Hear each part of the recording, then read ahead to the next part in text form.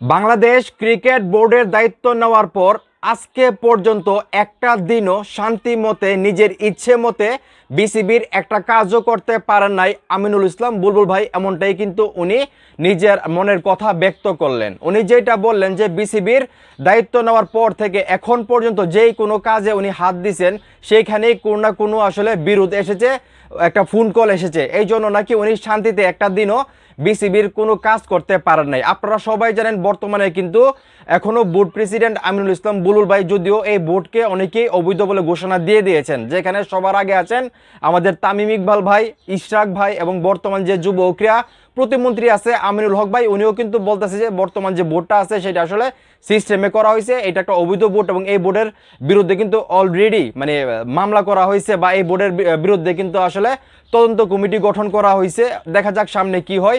কিন্তু এখন কিন্তু আমিনুল ইসলাম বুলবুল ভাই যেটা বললো সেটা শোনার পর কিন্তু একটা আমার কাছে কিরকম একটা লাগতেছে যে উনি এতদিন প্রায় 6 মাস ধরে আসলে বিসিবির দায়িত্বে আছে, কিন্তু একটা দিনও নাকি উনি শান্তিতে ওনার যে দায়িত্ব, ওনার যে কর্তব্য সেটা নাকি উনি করতে পারছে না। তো উনি কি বললো হুবহু ওনার স্টেটমেন্ট আমি আপনাদের সামনে তুলে ধরতেছি। তার আগে একটা রিকোয়েস্ট, ভিডিওটা এক্ষুনি শেয়ার করে দেন, সারা বাংলাদেশের মানুষ আমিনুল ইসলাম বুলবুল ভাইয়ের কথাগুলো শুনুক।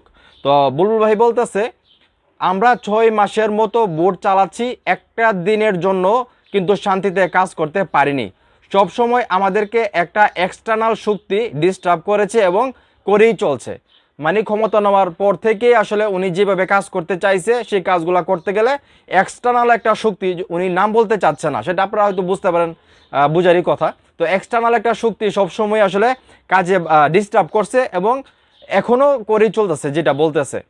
তো যাই হোক, আমিনুল ইসলাম বুলবুল ভাই 6 মাস আসলে বোর্ডের সঙ্গে সম্পৃক্ত আছে, কীরকম কাজ করছে ওনার এই সময়কালের মধ্যে কিন্তু বাংলাদেশ টি-20 বিশ্বকাপ খেলতে পারে নাই এবং এইটা নিয়ে কিন্তু ওনাদের উপর তদন্ত কমিটি গঠন করা হয়েছে, সেটা আপনারা সবাই জানেন। তো যাই হোক, দিন শেষে আসলে আমিনুল ইসলাম বুলবুল ভাই কোনো দোষ আছে কিনা বা উনি যেটা বলতেছে যে 6 মাসের ভিতরে উনি শান্তিতে একটা দিনও বোর্ড পরিচালনা করতে পারে নাই, উনি ঠিকভাবে আসলে কাজ করতে পারে নাই, ওনার কথা যুক্তি আছে কিনা বা উনি সত্যি বলতেছে কিনা, আপনাদের কি মনে হয় সেটা অবশ্যই কমেন্ট করে জানাবেন। ভিডিওটা ভালো লাগলে অবশ্যই শেয়ার করবেন।